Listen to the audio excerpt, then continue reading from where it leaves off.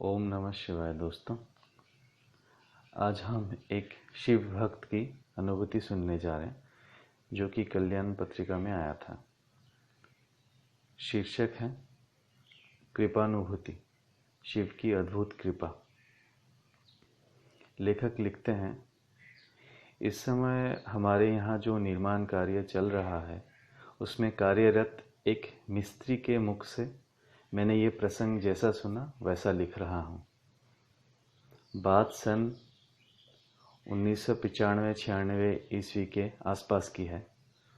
उस समय मेरी अवस्था लगभग 25 वर्ष होगी। विवाहित था, एक पुत्र भी हो गया था। आधुनिक इमारतों में जो आरसीसी का काम होता है वही करता था। काम कभी मिलता था, कभी नहीं मिलता था। दैनिक मजदूरी भी उन दिनों अधिक नहीं थी। रहने को घर नहीं था। किसी भले आदमी ने अपने घर के बाहरी बरामदे में रहने की अनुमति दे दी थी। वहीं 10 बाई 10 स्क्वायर फुट की जगह में पत्नी और बच्चे के साथ रहता था। बरसात में उसकी छत इतनी टपकती थी कि एक ड्रम पानी इकट्ठा हो जाता। एक समय ऐसा आया कि लंबे समय तक काम ही ना मिला। भोजन तक के लाले पड़ गए। प्रतिदिन अपने गांव से पैदल शिरवल तक जाता काम की तलाश में और निराश होकर वापस लौटता। शिरवल कोई बड़ा शहर तो नहीं, परंतु गांव की अपेक्षा बड़ा और विकासशील था। मगर वहाँ भी काम ना मिला। अभाव और भूखमरी ने मुझे मानसिक रूप से विक्षिप्त कर दिया। काम की तलाश में घूमने की भी शरीर में शक्ति नहीं रह गई थी। हर समय गुमसुम और रोता रहता था। गांव के एक सज्जन को मुझसे गहरी सहानुभूति थी। वह सज्जन मुझे शिरवल निवासी एक ब्राह्मण के पास ले गए जो सात्विक, सदाचारी और भक्त थे। शायद उनकी कृपा से कुछ भला हो जाए, ऐसा उद्देश्य था ले जाने के पीछे। ब्राह्मण महोदय भी मेरी कथा सुनकर व्यथित हो गए। उन्होंने मुझे आश्वस्त करते हुए कहा, चिंता मत करो, तुम्हारे सब दुख दूर हो जाएंगे, विशेष कुछ नहीं करना है।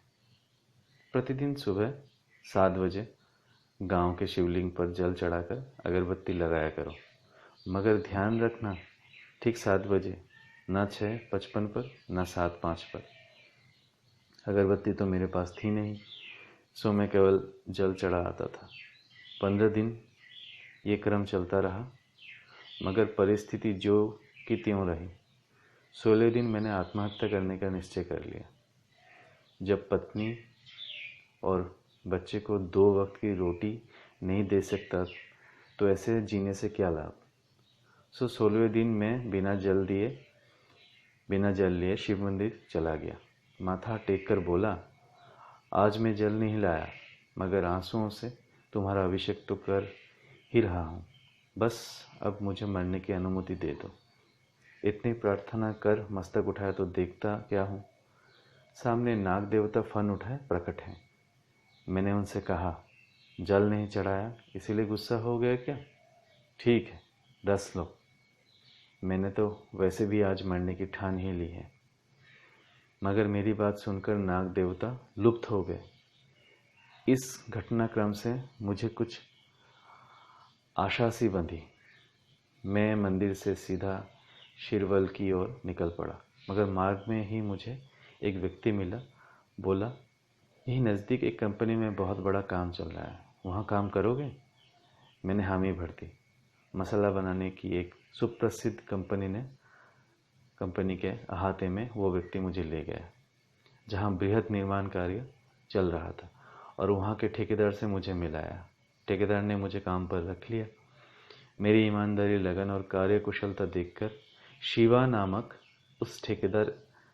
वो ठेकेदार इतना प्रसन्न हुआ कि एक ही सप्ताह पूरा होने पर उसने मुझे 11,000 रुपये दे दिए और कहा, अपने घर वर की मरम्मत करा लेना, सब ठीक ठाक करा लेना। उसके बाद शिवा ने मुझे और भी बड़े कार्यभार तथा दायित्व सौंपे, जिन्हें मैंने बखूबी अंजाम दिया।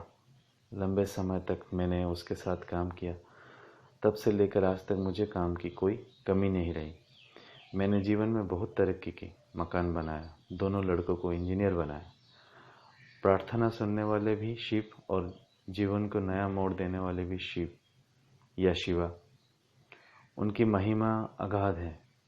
एक लोटा जल के बदले में इतना सब कुछ आशुतोष भगवान शिव शंकर के सिवाय दूसरा कौन दे सकता है।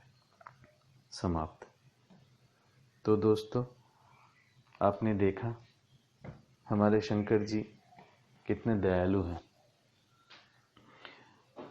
तो आप अगर कोई ऐसी स्थिति में हैं जिससे आपको पीड़ा हो रही है, तो आप प्रार्थना कीजिए शिव जी को। वो ज़रूर आपकी सुनेंगे और आप पे अपनी कृपा बरसाएंगे। आपका जीवन मंगलकारी होगा, मंगलमय होगा। आप दूसरे को भी आनंद दे सकते हैं। तो दोस्तों, शिव की भक्ति कीजिए और उनके कृपा का पात्र बनिए। दोस्तों, आप हमारे चैनल कृपा सिंधु को सब्सक्राइब जरूर कीजिएगा, क्योंकि हमें आपकी प्यार की ज़रूरत है। ओम नमः शिवाय।